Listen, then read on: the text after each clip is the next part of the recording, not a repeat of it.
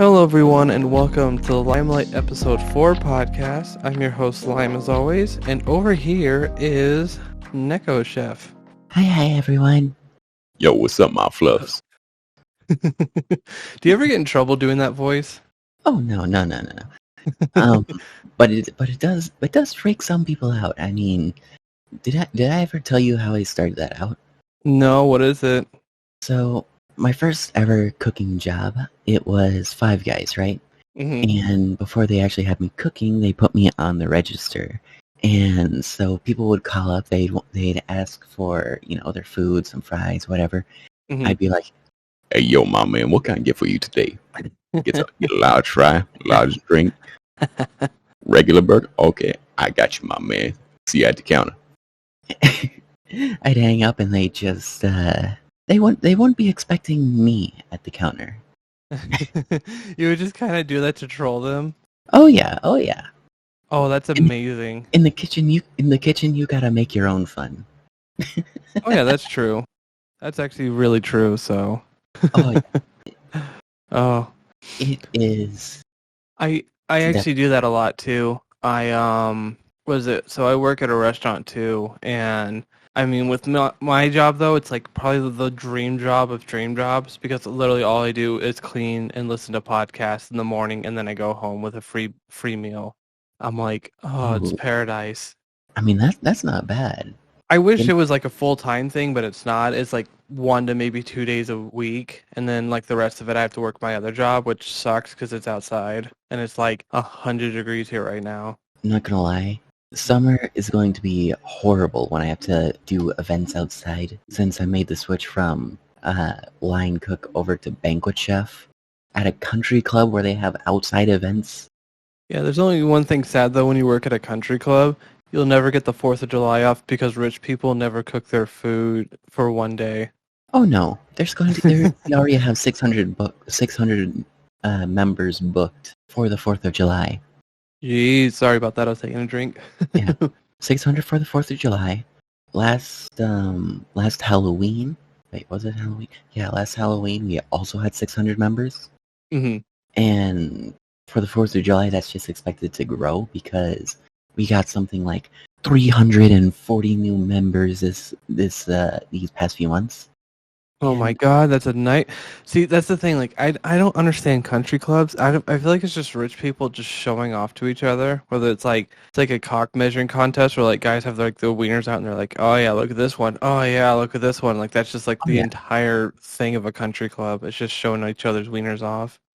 I mean, half of the I do have to say, half of the reason why people go to country clubs is have to show off their money and their status and successes.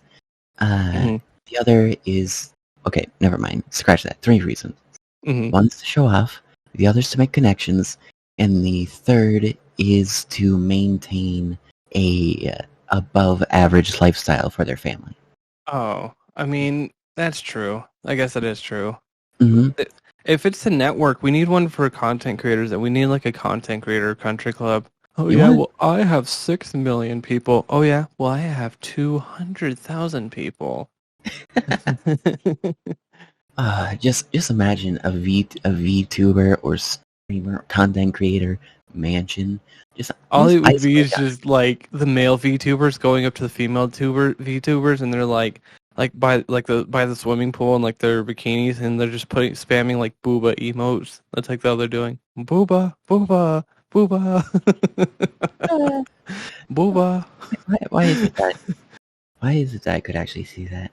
Or Mhm. people who have those thigh emotes or the booty emotes. Oh yeah, you can't do that on Twitch though. Like a lot of them get banned. You can't do butt anymore.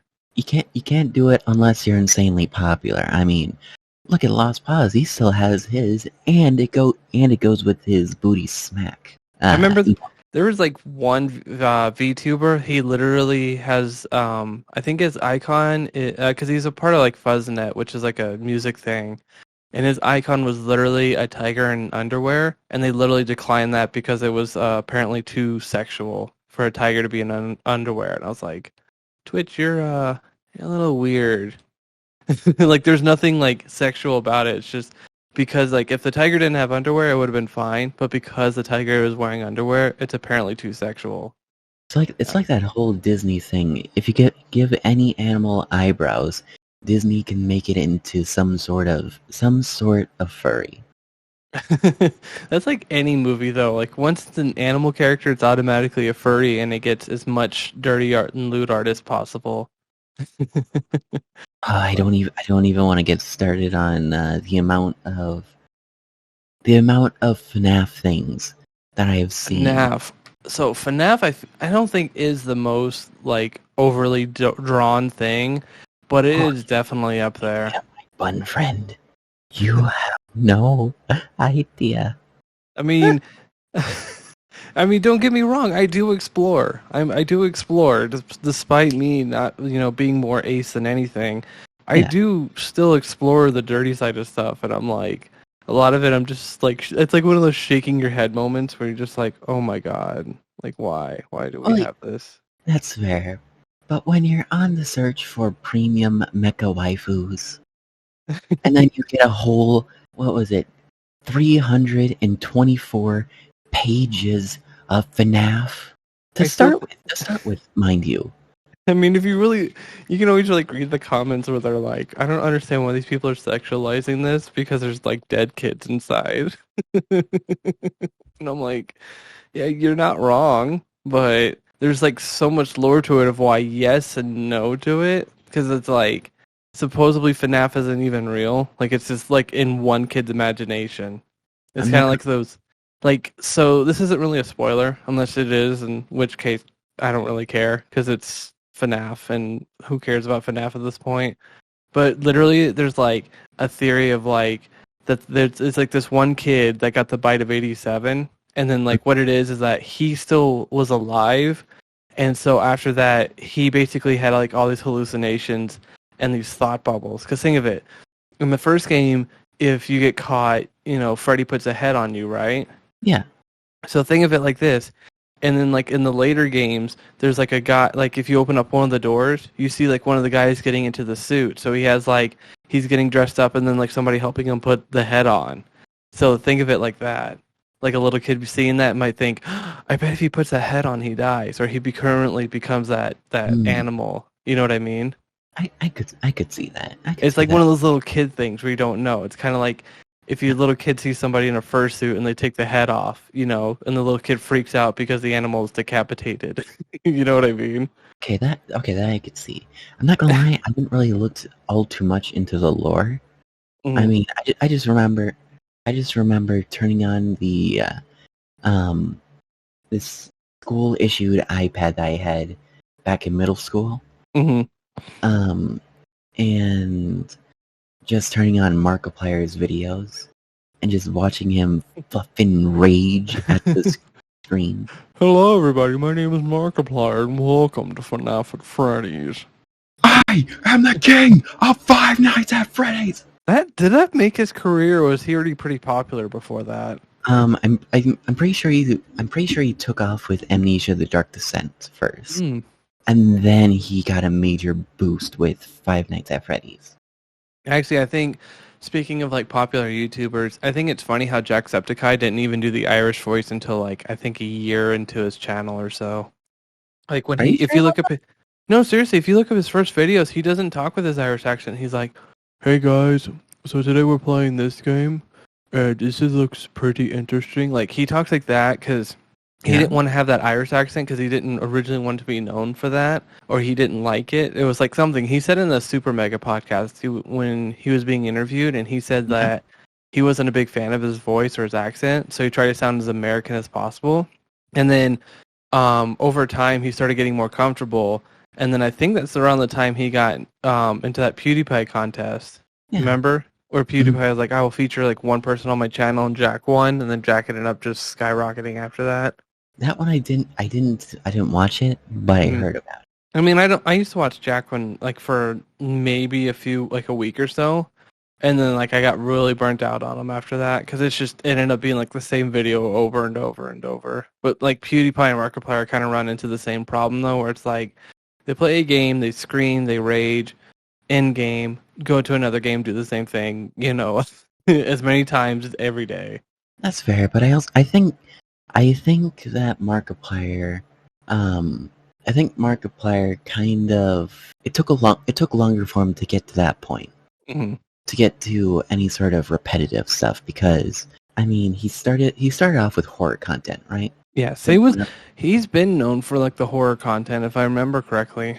Yeah, and then he started going and branching off into like the silly content, or doing, kind of serious kind of games like Soma, where it brings into effect like what does it mean to be human over machine and all of that. And then he goes into, more of his IRL or vlog type things. And then the entire thing with what was their branch off channel with Ethan, the Unis Honest. Yeah, they only did that for about a year though. They did that for a year, but it was one video a day, and it was anything that they wanted. I originally thought it was Unis Anus, and I was like, what the hell? Why would you name your channel that? And it was like, oh, it's Unis Honest. I was like, oh, why are people telling me it's Unis Anus? I mean, it would be fitting. They made food with sex toys. Oh, perfect. That's what I want to do with my life.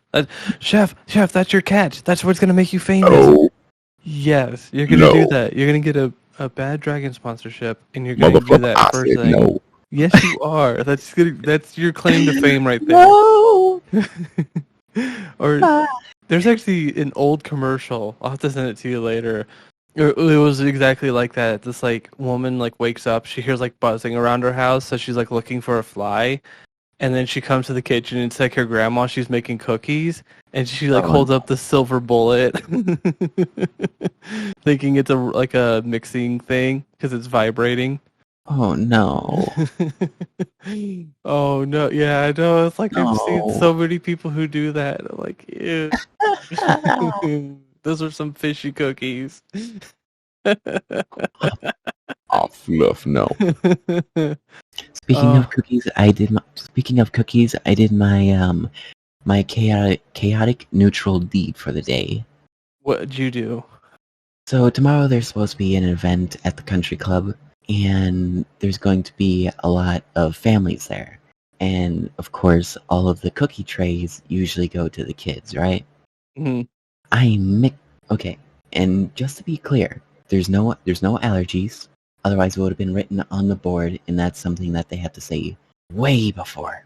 But I mixed all of the chocolate chip cookies with the oatmeal raisin and put them on the platter. Why does it just seem like something you do when you're like it's like you want to become like a bad boy? So it's like your first thing or your first instinct. And so it's just like you do that, and then I know it plays like the little Bad to the Bone riff. I'm You, bad to the bone. And you like slick your hair back as you switch the cookies around. It's like, yeah, I'm a real bad. I'm like one of those people too where it's like I feel like when I just try to be bad, it's like in a very mild manner where I'm just like if I just be like, it's like, oh yeah, sure, I'll do that for you, and I go to do the task where I'm like, I don't really care. It's like I did the task, but I don't care. I mean, rebel. It's not going to hurt anyone, Mm-hmm. but it's going to annoy the fluff out of some kids. It'll be funny to watch their face when they eat the oatmeal raisin, not knowing. But the funny thing is, though, I love oatmeal raisin. Am I just the weird one here? I think it's good. Oatmeal raisin.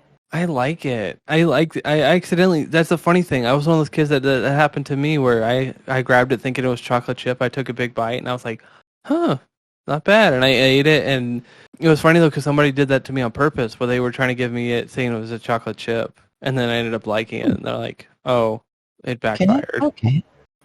Yeah, it was supposed to be like a prank where I was supposed to be like, ew, oatmeal raisin, because like kids would do that all the time because they would think it's gross. But I'm like, I took a big bite out. It's like, oh my gosh, this is really good. And then I ended up liking the Little Debbie ones with like the cream in the middle, the little oatmeal pies. Oh yeah, I actually make those from scratch. Those are so good. I like making oatmeal cookies. I don't like oatmeal raisin, and I make my own filling for them as well. Um, honestly, most of those fillings, it's basically whipped cream with either cream cheese, mascarpone, or something, or one of those really creamy, kind of light cheeses mixed in. I actually want you, like, one day, I will literally pay you for it, and I want you just to make me a bunch of bakery stuff from scratch, just so that I could say I've had your food one time in my life. Hey, I'd be down. I need that. Like, I want to do that so bad. Like, that's... Because I do that Yeah, with a lot of people, where I'm just like, if you cook or you bake, like, literally, I will send you money if I can. Just send me something so at least I can say one time I've had your food to vouch for you. I and mean, you can... If Taser Treats comes back, you can have my recipe for cookies and cream. ooh, wait, doesn't Taser Treats already have a cookies and cream? Yeah, but it's my flavor, remember? It's named after me. It's called Lime Slush's Cookies and Cream. It's not called that now. Not last I checked. Ew. Right now it's not because he didn't open the shop yet. He's trying to open it back up if he makes more sales. But Uh, I was the one that suggested cookies and cream to him, though. I mean, it seems to be very popular. A lot of people are ordering it. I did because he was like, he's like, I'm always looking for new flavors, so I can try stuff out, da da da. And he didn't have cookies and cream, so I was like, hey, cookies and cream. I said a lot of people like Oreos. In general, cookies and cream is really, really good. So I think it would be worth a shot. And he's like, yeah, I can try a recipe. And so he did. And he's like, oh my God. And then he put them up. And then like he had like 27 plus orders. And it was That's called the like, Lime Slushes Cookies and Cream. I was like, yeah, baby. yeah. Just I, insert the moist critical. That's what I'm talking about, baby. I like his other one where it's he's like, what is it? Oh, he's like, oh, my kid has a internal infection. Well, hot dog, and he starts dancing. I need to watch more moist critical. I've only seen his memes. He's okay. I mean, he's one of those people. It's either you like his opinion or you don't like his opinion, kind of thing. Kind of like Nutstaku. Yeah, because that's all his whole content is. It's just him being like, hey guys, so today I saw this video where this guy was being creepy. Here, let me show the video. Shows part of the video and then pause it and it's like, yeah, I wouldn't imagine my nutsack being glued to my chair, with the hairy nutsack, ball sack, cum, large testicles. Anyway, back to the video. Like that's like most of his videos right there. I mean, he's really funny on the Last Pause videos I've seen. Oh yeah, he was on those. I forgot. Yeah.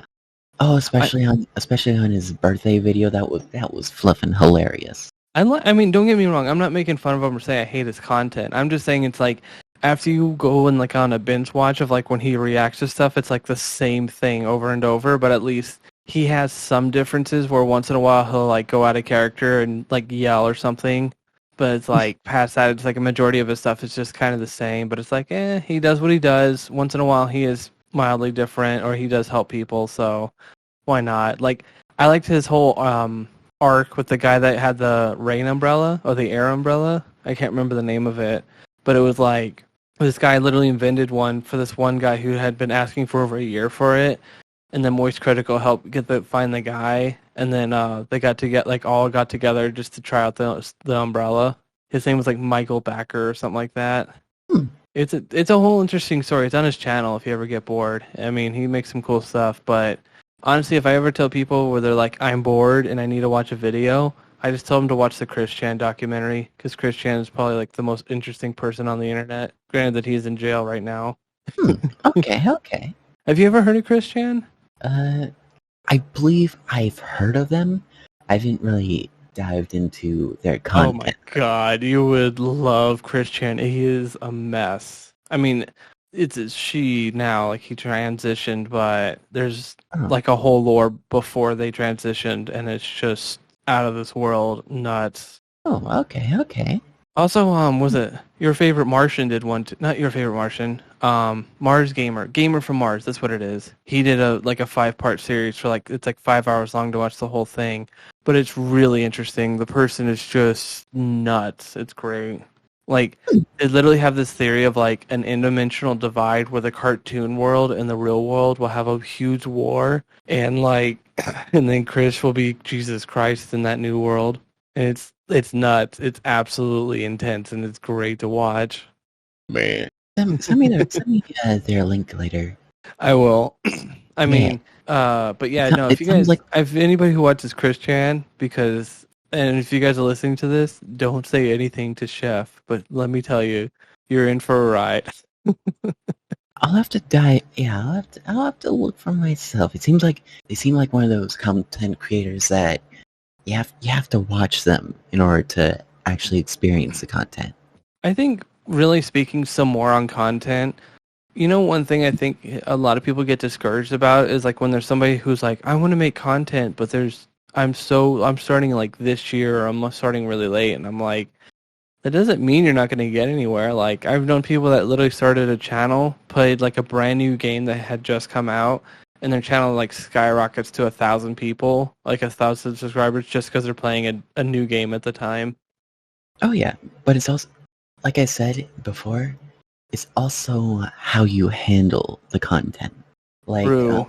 I'm going to list off like a great example of this. Have you ever heard of Pumpkin Potion?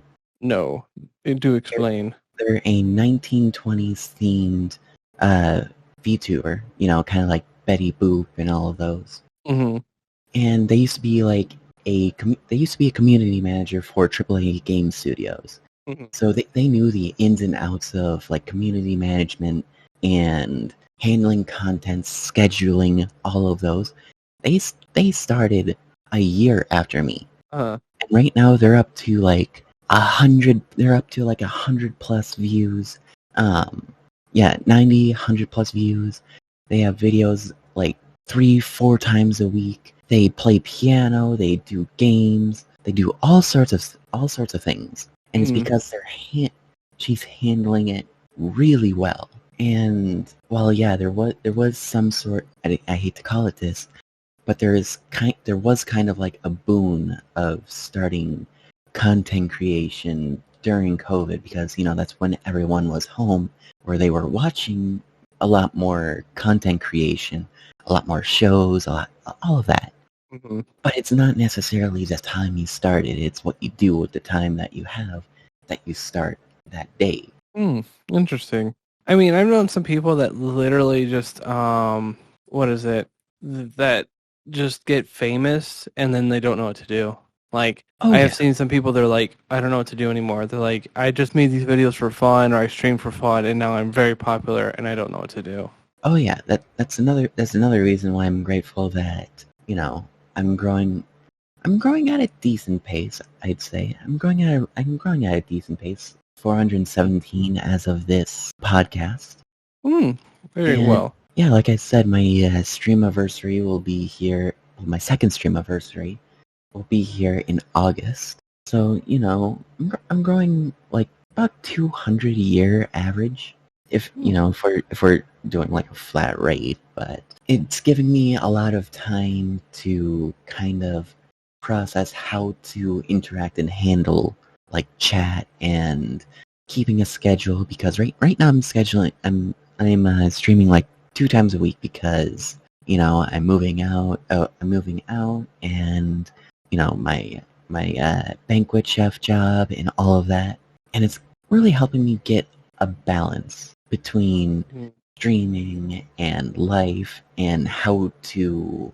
I know I keep saying this a lot, but it's all about balance and handling it, basically. It's about drive. It's about hunger. We stay hungry. We devour. Literally like Twitch streaming in a nutshell. I started thinking about that, where you're like, it's drive and it's this. I'm like, yeah, it's about drive. It's about power. We stay hungry. We devour.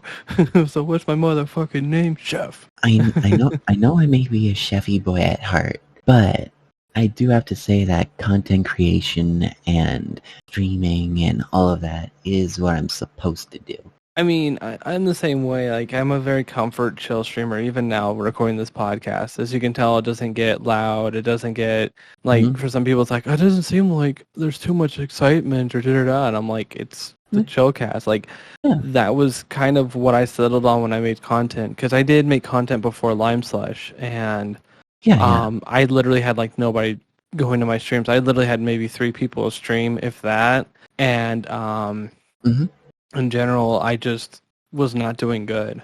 Like, because the thing is, like, I would stream with face cam and everything, and just play. I would just play like Overwatch and maybe some new games, and then, as I said, nothing would really come of it. But then when I started doing Lime, I ended up just getting this decent sized following from just kind of being chill and stuff like Yeah. that. They're like, "Oh, you have such a chill voice. Oh, you're such a chill stream," and I was like, "There's my niche." Because before that, I would try to be loud and make all these noises, and you know what I mean, and overreact and get a little bit mad and da da da da. And Oh yeah. then when I went to Lime, I just was like, "This. I'm just gonna just talk like this. If nobody wants to come, that's fine. Whatever." And then sure enough, once I found out, people called me a chill streamer. They like the lo-fi. And then I made lo-fi. People love that a lot. I was like, then I'm a chill bunny. And honestly, I like that because it's like chaotic IRL, but then come to stream and I chill out. Yeah, my man, you just bring that energy down low and chill. I do gotta say though, the only thing I really want to do though is that I need to do like a subathon at some point, like really soon, because I know I said like this month or June, but I need to make it like probably like early June because I have to get my plane ticket to TwitchCon so I can make more like content and stuff with a few people. Like I have some other VTuber friends I'm going to meet up with, and I'm like, oh shit, I thought I had all this planned out and I don't. Like that's the one thing you'll learn about me being a content creator. I am just not knowing what the hell I'm doing about 98% of the time. The other 2% I might know something. I mean, I hardly know what I'm doing. I just turn the stream on and talk, basically. Mm-hmm. And that's the funny thing. It's like, it's not even like that. It's like, I literally just what was it?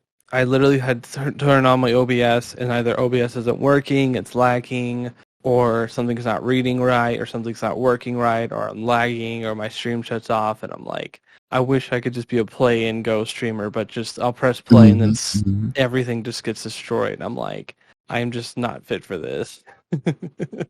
Oh yeah, I've been there. Yeah, half the. Okay, get this. So for like the past, let's see, how long do those streams go? Okay, it's been like 2 weeks since I did my last non-VR chat stream. So basically my GPU has performance anxiety. When I have OBS up, with OVR, which basically allows you to see like your OBS or your displays inside of VR chat.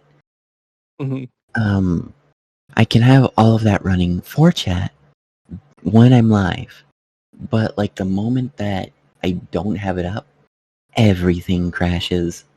Like the other night, I was in there for 5 minutes. 5 minutes after I stopped stream, instantly crash. And that's the thing. That's why I said, like, I said this before in the past, but I was like, if I literally could get a decent, like if I got Patreon or Coffee Rolling, I would literally do that instead of Twitch stream, because I feel like I get so much more frustration trying to stream than just making videos. Because I'm like, a video I can sit down, do multiple recordings of, and then it's there for everyone when they have time. It's not like you need to make it to my stream at this time if you want to see it in full, or if you don't want to be here for 2-3 hours, you don't have to be. Or heck, if you only want to listen to half the podcast, you can pause it, do something else, come back to it later. Like with a stream, it's like not many people are going to go in and watch your VOD of your stream, you know what I mean? Unless it's like something absolutely poggers that you did. That's fair. I mean, this is my personal opinion, but I also think that, with the rise of VTubing, it really calls for an advance in technology, because if we're talking technically, like if we're talking about the how do I put this?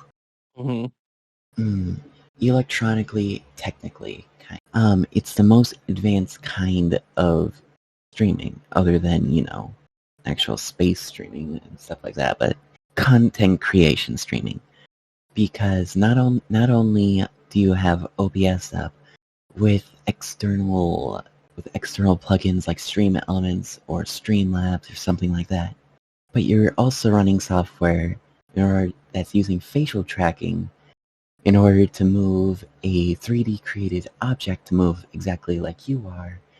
And I'm thinking that with the demand of computer parts that are needed to uphold that, there's just not enough supply. Mm-hmm.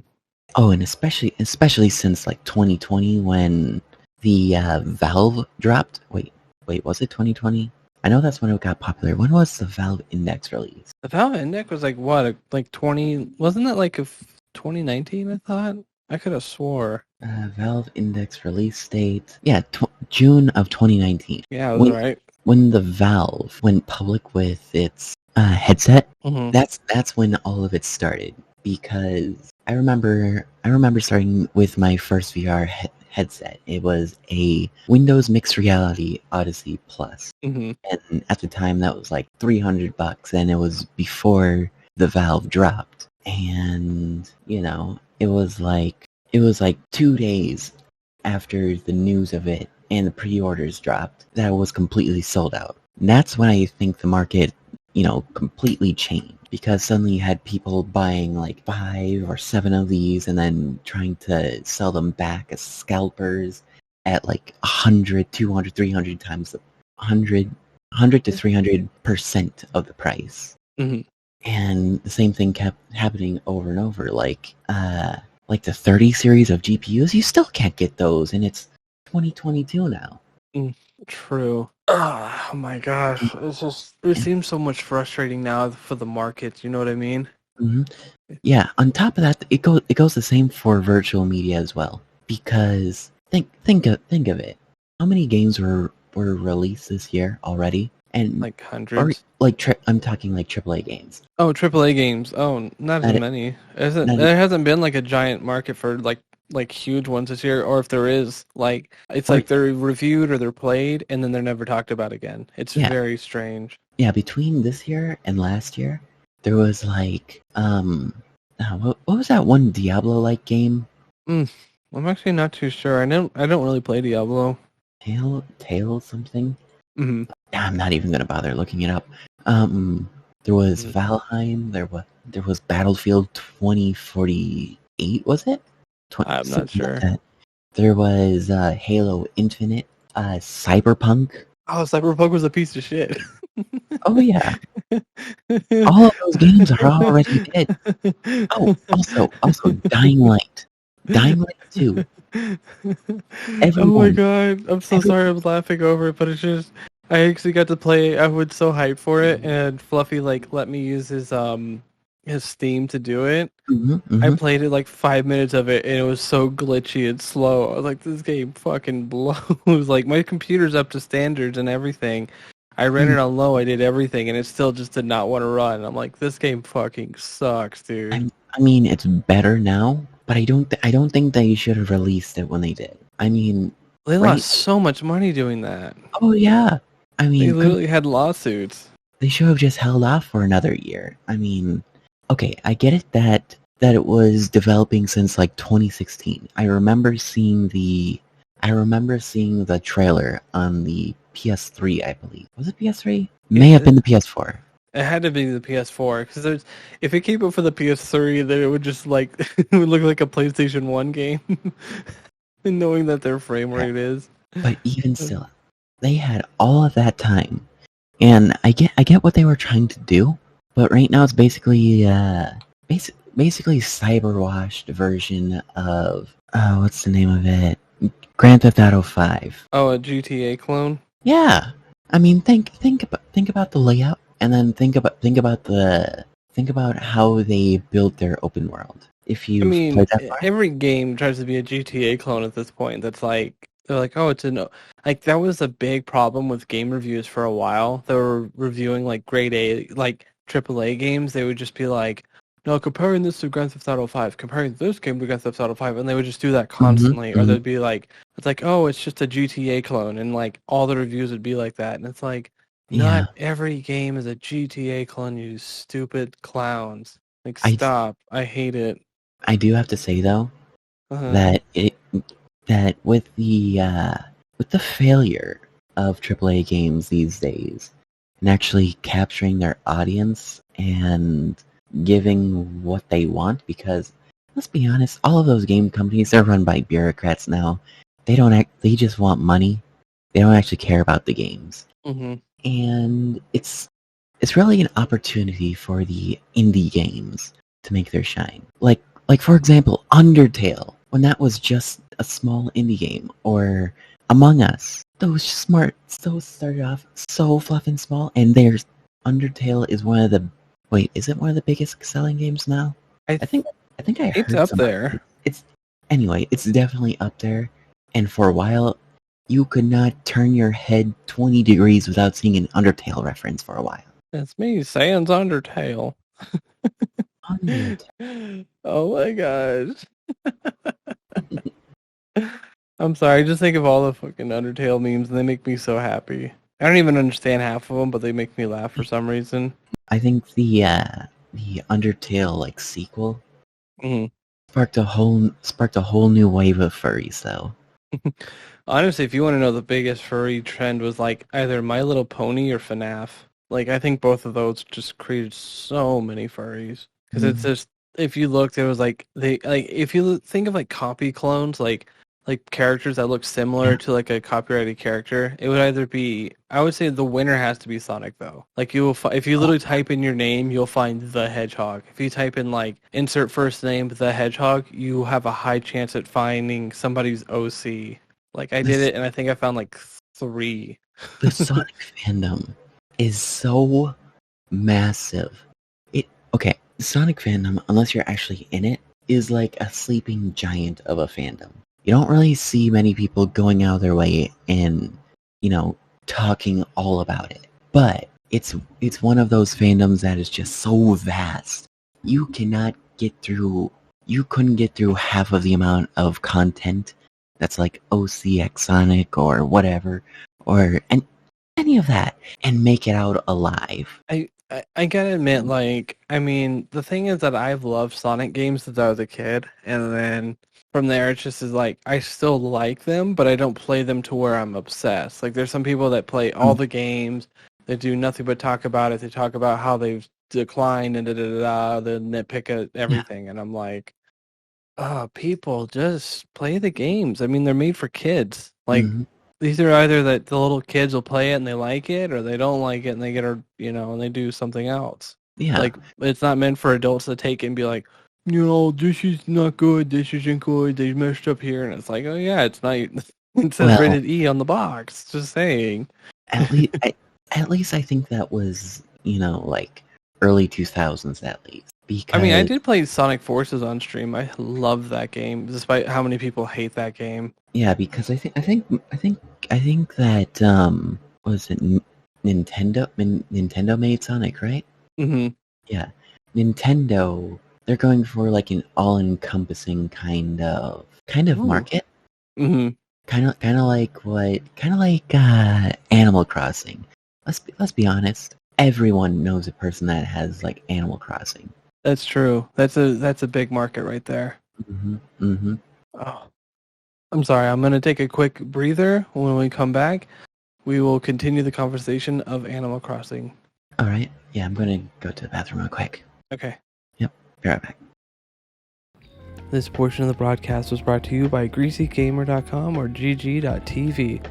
A wonderful little website that is better than Twitter because there's not as much drama, and in general you can meet other content creators. So basically, GG.tv, it's like Twitter without the bullshit.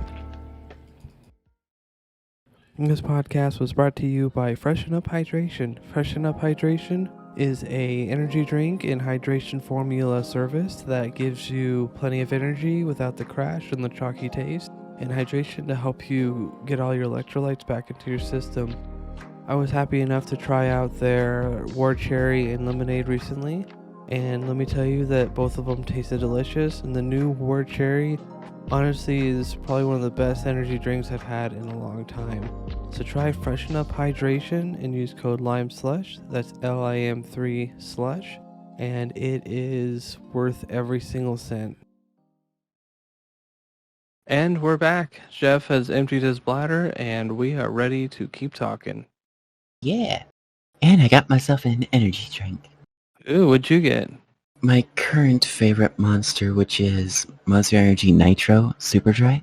And as you guys could hear from that ad break, mine is Freshen Up Hydration. They have plenty of energy and caffeine. So double advertisement. Yay, go buy it so I can get my own flavor. Sell out, sell out, sell out.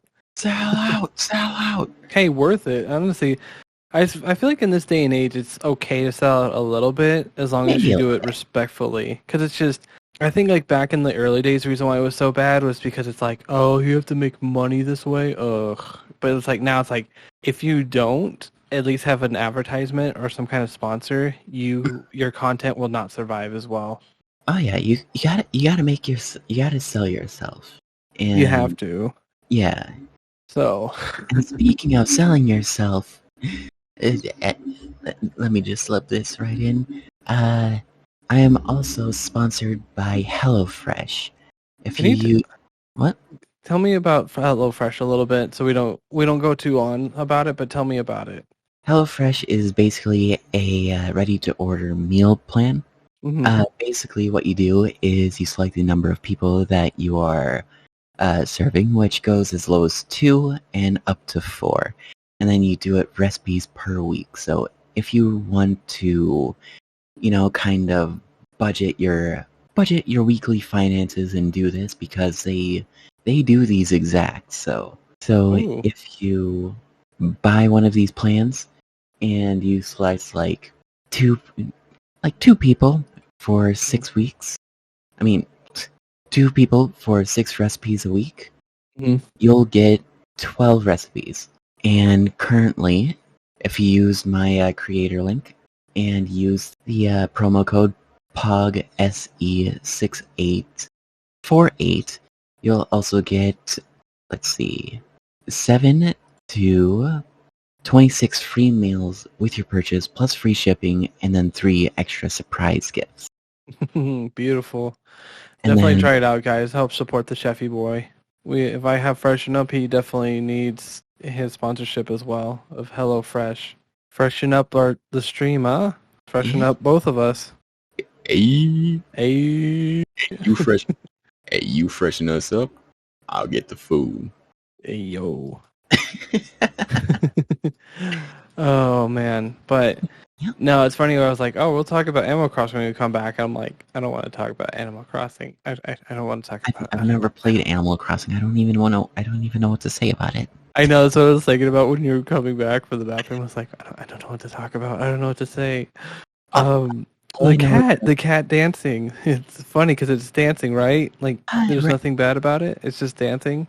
Right back into the furry things. Anyways, And we're back to the furry zone. that's another thing. That's another thing that I think inspired a whole new wave of furries. Funny cat dance. You don't really think? I don't think that really did. Oh, believe me, it did. You really think it did? It did. People I are calling don't me know. a furry now because on stream I dance in the Anka cat avatar. You were rocking that shit for a while, and then like you're like, oh, Twitch updated everything. I don't know if they'll allow it, and I'm like, I think they will, because I mean, if Saria and like other people can wear a bikini on stream, I'm pretty sure you can too. Just saying. Hey, I mean, it's not like I've gotten rid of it completely. I'm just a bit more Worry. I mean, if you do, held back. think of it like this: you can just make one of those posts where it's like, "Oh, I got banned for 3 days for using this avatar, but people can use this avatar and this avatar," and then like start a whole like shitstorm on Twitter and then get famous for it. Just saying. I mean, it's so easy now. I'm not gonna lie. I probably wouldn't have the energy to do that. I'm a small cat. I like to avoid conflicts. I mean, it would be worth it. I mean, at least some people would be like, "Oh, okay, now I know this channel," and then it's just then you have other people who want to talk about it. Just keep going and going and going. But I mean, to be fair, I mean, I was having fun dancing around as a fit cat girl waifu. You know what I mean? I had them fads. I did not lie. But yeah, furries, and people keep calling me a furry now. I know. I saw that somebody in the other person's chat when you do those co-streams, they were literally like, Oh my god, what was it? They're literally like, you need to come out of that furry closet already. Oh yeah, in my co-streamers chat on Monday and Friday. Yeah. Yeah, yeah. Are you following them by the way? Lexi90? Yeah, I am. I followed them the other day. I watch them off and on, but it's just because like you're on too, so I'm like, it's hard for me to want to balance both because it's like, please don't tell me who to love because I love both of you and I can't watch both of you at the same time because you're streaming the exact same thing in the exact same place. That's fair. That's fair. And also, Wolf Puppy, if you're listening to this, I swear I'm not a fluffin' furry. You are. These are false allegations. Thank you very Okay, much. so before we end the furry conversation, because I don't want, because trust me, I could fill up this whole stream with it.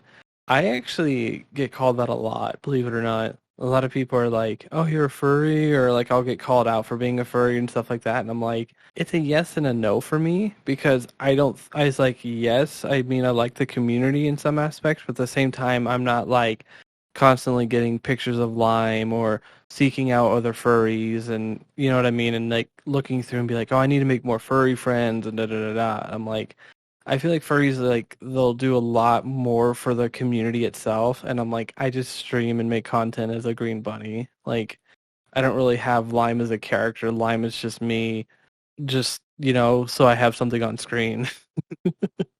Fair, that's fair.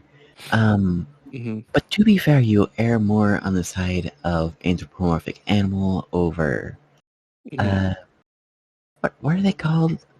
The Kimon. Let's see, I have it pulled up.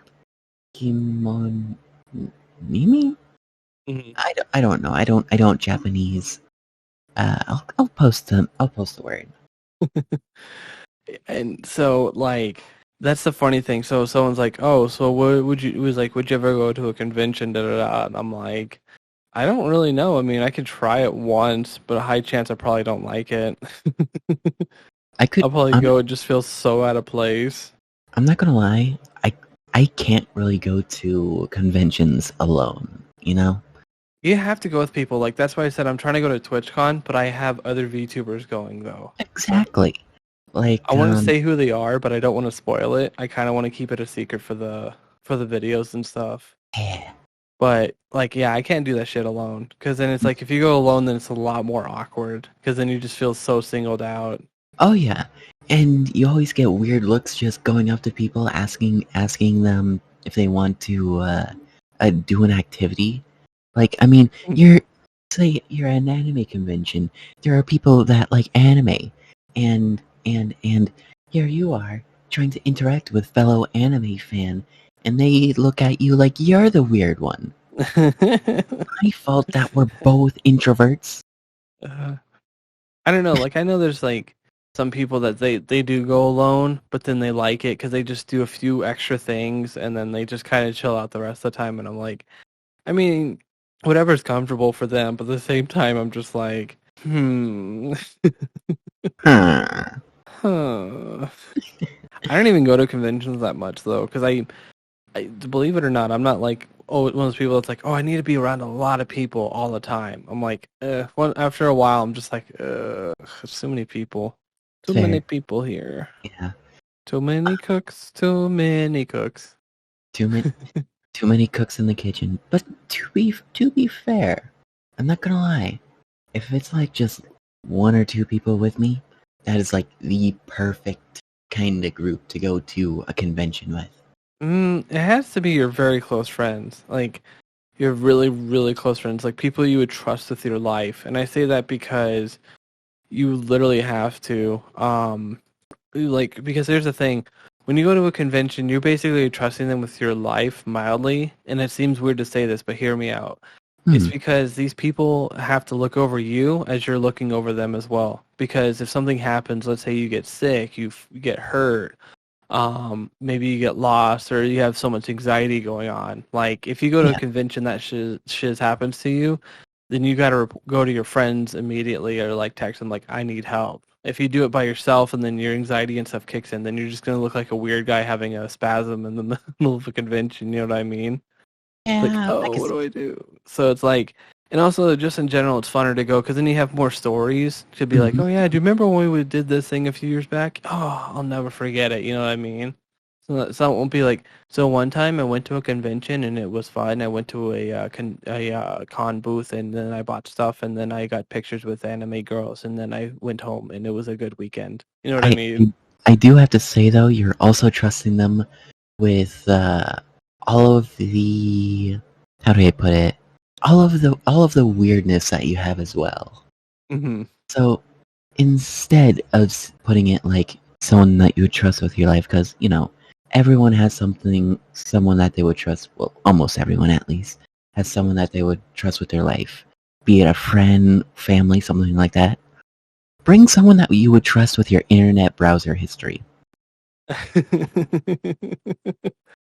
I don't know, like it's funny enough, it's like that's like probably the only thing I'm closed on. I don't do anything that bad, but at the same time I feel like you can get judged off of like any little piece of information if you showed someone your browser history because it just shows you the real person. It's like this is like the real you. So I've been asked a few times like show your browser history, show it, and I'm like no. I'm like everyone has their secrets. I keep mine, you keep yours. Exactly. Uh Let's see. so, but yeah, So like if I press H in my search bar, let's see. First thing that comes up is hello.vrchat. How to get an electronics prototype. Avatar in Unity. Okay, never mind. Never mind. All of that's just normie stuff. normies, get out of my chat. Oh, how Free. to kill an evil vengeance spirit in Minecraft. I will never play Minecraft on stream again unless I do like some big event. I played it one stream or two streams and I got so bored. I was like, yeah, I'm streaming it. It's a relaxing game. But at the same time, I am very, very bored behind the camera. I'm like looking at my phone or doing other stuff because I'm like, I just have no interest for some reason. And it's, people think like I would be the Minecraft king though. They're like, if you did Minecraft, you would have such a big audience. You'd be so perfect for it. Da da da. And I'm like, it is Hmm. so fucking boring to me, and I don't know why. But there's just Question something though. about it that just does not interest me. Question though. Were Hmm. you playing vanilla Minecraft? I was playing Bevrock or Jevrock or whatever it is. Oh, there's your problem. Honestly, after I've played, modded packs and all of that, attaining like ultimate power, creative flight, um, having ultimate gremlin moments, I can't go back to vanilla Minecraft. Yeah, I mean, maybe that's the issue, but at the same time, I'm like, I don't think I'll have the patience to download a bunch of extra stuff or find other servers. Well, that's why you just download a single pack instead of downloading the mods manually. Hmm. I don't know. There's so much to it where I'm just like, no, I'm not gonna spend time doing that. Like, I would Total. rather go to Game Banana and like download TF2 mods before that, and TF2 is just flooded with bots right now.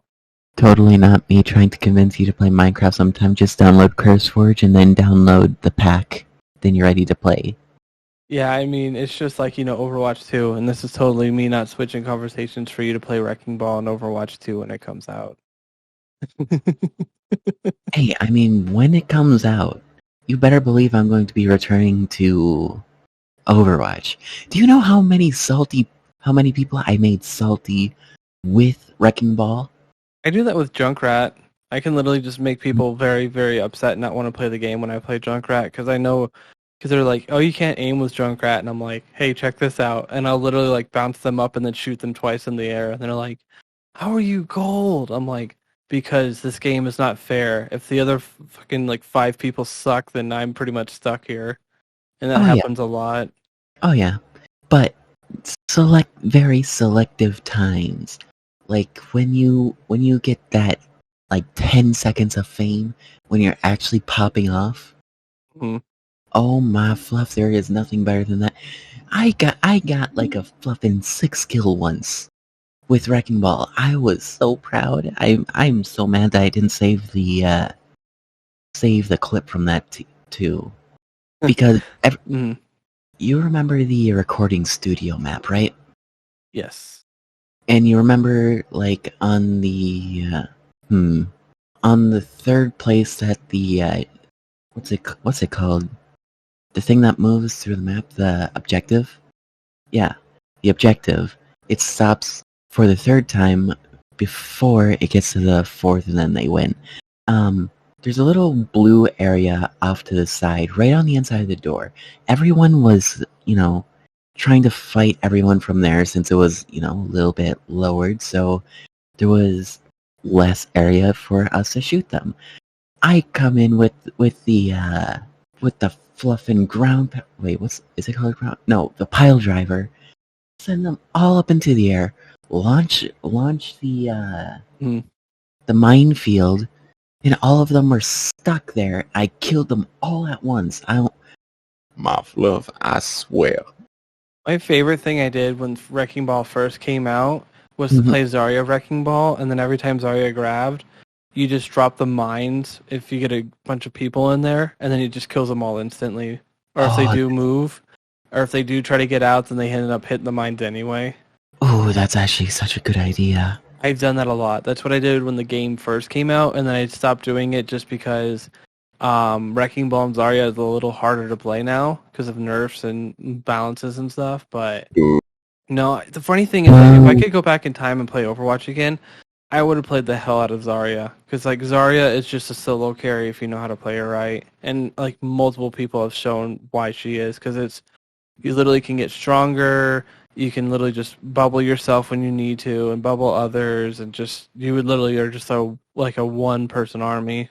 You want to know a character I hate? Who? The one that turns into the turret. Oh, Bastion. Oh, I hate Bastion with a passion. Oh, Bastion is a bastard if you do not take care of him quickly or have somebody to take care of him, because I've played some games where he'll literally just sit down in the middle of the point and literally be guarded by a shield and have both healers healing him at the same time. Oh, yeah. And then he just doesn't die. He literally can just not die. And then if he does get low, he just runs away, heals himself, and then goes back to turret mode. I'm like... Exactly. A shield in the front, a healer in the back, and then they'd have like a Mercy giving him a fluffin damage boost. Now he's a tank in Overwatch 2. He's a tank now, so he literally can turn into like a little tank thing and then just zip by and just do his little turret thing. So now he's just a bigger piece of shit in Overwatch 2. Of course he is. Of course he is. I don't understand. That's like I said. I mean, he's easy to counter if you have the right team, but if you have people who just don't know what they're doing, it's like, I told someone, they're like, what is keeping you from being plat? I'm like, for Pharah. Literally, Pharah is keeping me from plat. Because if you have a Pharah Mercy, in gold, people don't know how to aim.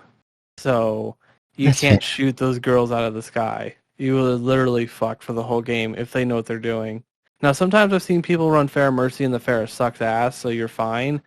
But a majority of the time, those Pharaohs know what they're doing, and then they just end up being big pieces of shit the whole game. Yeah. I'm like, that's literally why I'm gold, because if I were to, I would literally have to do aim lab and get my aim up just to actually, keep going and do well. Or you have to rely on the DPS if you're a tank or a support, and you have to, wait for them to see what they do. Exactly. But yeah, there's times I've played, I'm like, I guys, we're not going to win this. I said, nobody can aim, nobody can shoot the Mercy and then shoot the Pharah. Because they'll just shoot the Pharah and then the Mercy reses her, and then you just have to try to get it again quickly. It's a big fuck. This is why I don't play Overwatch anymore. It's such a fun game, but there's so many elements to it of why it just is upsetting to play now. Yeah. And so that's why I moved to Valorant, and I like the move to Valorant. That's been a fun thing. I've been playing other characters, but Raze and Sage are probably the only two I really enjoy. Yeah? I need to get you on Valorant, though. No. Yes. No. Yes. I said no, mother fluffer. I said yes, mother fluffer. You gotta play one game. I have played Valorant. Holy fluff, there is not a game out there that makes me more angry than Valorant. Oh, it's a stupid game. Oh, and for games, I try to keep it chill. Even when they have the most broken mechanics, with one exception, I try to keep it chill. But there is something about Valorant that makes my blood boil just as much as it did with there was this one VR game I tried recently. It was like Above the Horizon or something like that. So flippin' broken. The thing is with me, Valorant's one of those, like, if I'm in the mood, I will do really good and love the game, and then if I just have bad aim and not having a good day, then the game is absolutely terrible and I don't touch it. There's, like, no game where I will literally play it, like, all day. Like, I've yet to find that game, but I already said, like, in September when Splatoon 3 comes out, that is literally going to be my life for the rest of the year, just about. Because I want to get really good at it and play competitive and have a team and Yeah. literally work on it from there. Because I have, like, Fleet, I have Neko Please, and I just need one more person, and we just are all going to grind it and play the hell out of the game when it comes out. Fair. I mean, it's not... Splatoon doesn't really... It has a good competitive scene, but not like Counter-Strike or Overwatch or shit like that. You know what I mean? Yeah. But it would be fun, though, because I do miss playing Splatoon. I stopped playing it because it was like... I said this on stream earlier, but I was like... I had one of those moments where I woke up one day and I was just like, I don't want to play it. And then sure enough, after that, I haven't played it since. And that was like a year ago. Fair. One of the really competitive games I've been wanting to get more into, but I just didn't have the time, is Destiny 2. Yeah, because there's one person I want to beat in particular, but they're so cracked at the game, I doubt I'll ever get there. It is. It's one of those games. There's some games out there, I personally think it's like if you don't start day one or start early, you can never get into it. Well, the thing is, though, is that he didn't start like day one either. It's just that he's really, really good at FPS games, and that goes for Pavlov. Even though I love just destroying people with my my precious M99 Barrett 50 cal scopeless, of course. I don't know. Like I said, I do want to find my game or my comfort zone. Like, I did talk to somebody about being like a more Nintendo-based one. Like, if I got my Switch working and focusing on that. But I was like, there's a yes and a no to it. Because then I'm basically locked into Nintendo. And Nintendo likes to charge like $50 to $60 for all their new games. If I want to stay relevant. And I'm like, I don't have that kind of money for stuff like that. Yeah. So... I was just like, it's a good but a bad idea at the same time, unless I just want to stream nothing but Splatoon and Mario Kart, which isn't a worse idea in the world, but at the same time, I don't know about that. That's fair. But yeah, I think though, for me, the last thing I would love to touch up on. Yeah? So I want to speak about this since it's pretty much fresh in my head. This past Saturday, guess what I got to do? What'd you get to do? I get to watch the Creator Clash. I don't know if you know what that is. Creator Clash? They literally had content creators, like for YouTube, Twitch, whatever, and they basically got to box each other for charity. Really? Yeah, it had like Odd Ones Out, Super Mega, the Epic Mealtime Harvey, Ego Raptor, stuff like that. That sounds awesome. It was so good to watch. They fought so well, like all of them. And so, like, I literally, it was so amazing to watch, and I was like, I need a VTuber one now, though. I want VTubers to come out and beat the shit out of each other. That'd make me so happy. Hey, I mean, if there's any modders listening right now, mod Thrill of the Fight for VR. Let's get some VTuber models in there. Oh, see, that would be a good one, too. If they couldn't do, like, an actual, like an actual thing, like an in-person thing, a virtual one would be really cool, too. Sell, like, stream tickets for it, and then just have, like, health bars and stuff.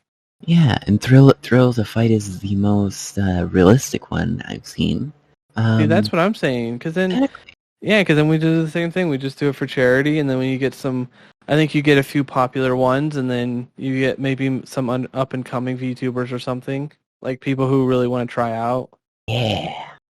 Because I talked about it one time with Saria, and I was like, I think it would be a perfect thing if we did it IRL or in-game. I said if I got to fight anybody, I want to fight BK. I do. I want to box BK, and BK was like, hell yeah. I was like, we're like the same weight class, the same height, almost the same age. Like, we're like right, like perfect for each other to get into a fight. like pretty much even. I'm not sure. I'm not sure who would win that fight. I'm not gonna lie. I know. I want to see it though. I would love it because metal versus lo-fi. Think about it. Hey. Damn, That would be good. That'd be a great fight. be awesome. But no, it was really cool to watch though, and I honestly hope they do another one next year. It's for a good cause, and I liked though the Harvey versus Ego after fight because Harvey at the end of it was literally like, and he goes, "If we could do another one next year, I already want to call out someone," and he calls out the doc. It was really good. He's like, "That bulletproof vest won't won't stop these guns," and he flexed at him. I was like, "Yo, I want to see it." Was it basically just content creators throwing out the most cheesy lines they had? Yeah, it was cool. It was a really good event, and like I said, everyone was very nice to each other after they fought. Yeah. So it was cool. I do hope they do something like I said again in the future, or if VTubers do something like that as well, for, like in VR. I think it'd be fun. Yeah, hopefully. But anyway, I think it's time we wrap things up, as I would love to get some rest and enjoy the rest of the night. All right. It's good talk. This was It was good talk. Yeah, no, as I said, I got to get back on the podcast train. I took a few weeks off because, as I said, we recorded a few and then none of them really kind of went up. So we're definitely going to try to do these weekly and get these out as soon as I can. But thank you guys for coming out, listening to this. If you're listening to this at work or listening to this at home or doing a project, I do appreciate the listen. It gets my viewer time up so that I can become a YouTube partner, and that would be really cool. Get the bun to partner. Please get me to partner, or and not to partner, at least monetize, because then I can make a few cents off of each video. Yeah. So, but thank you all for coming out. Appreciate you all, and have a great night. Have a good night. Ah.